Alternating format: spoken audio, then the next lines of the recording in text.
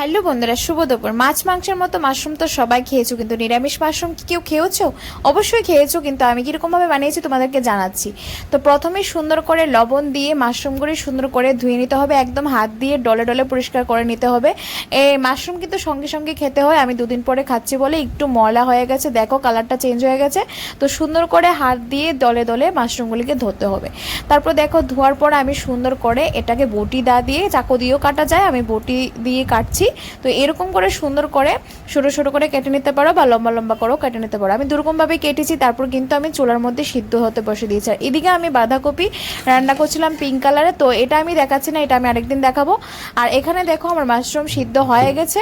Mushroom সিদ্ধ হওয়ার পর সিম বিচি, মানে সিমের যে বিচি থাকে ওইটা আমি সুন্দর করে হালকা ফ্রাই করে নিয়েছি।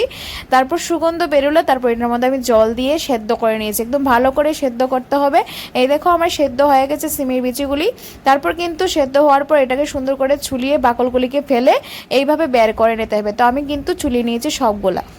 এই দেখো আমার ছোলা হয়ে গেছে। তারপর কিন্তু আমি ডুমো ডুমো করে আলুগুলো কেটে নিয়েছি। তারপরে এখানে দেখো গরম মশলা, এলাচ আর দারচিনি আমি একটু ভিজিয়ে রেখেছি। আর এখানে জিরে, তারপর ধনে গুঁড়ো, জিরে গুঁড়ো, তারপর হলুদ গুঁড়ো আর একটু শুকনো লঙ্কা গুঁড়ো একসাথে পেস্ট করে জল দিয়ে মেখে রেখেছি।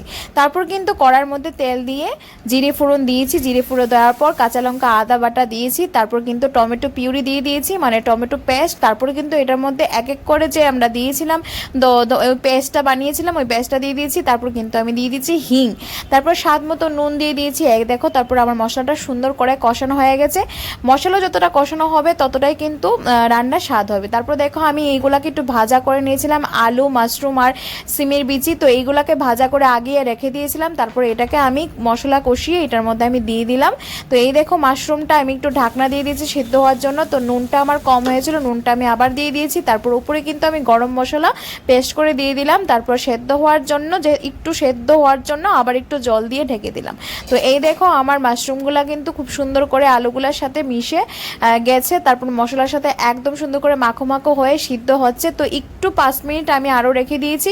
তোমরা ঝুলঝুলো খেতে পারো, আমার তো এইরকম শুকনো খেতেই ভালো লাগে, রুটি দিয়ে বলো আর ভাত দিয়ে বলো। গরম গরম ভাত আর রুটির সাথে কিন্তু দারুণ বানায়।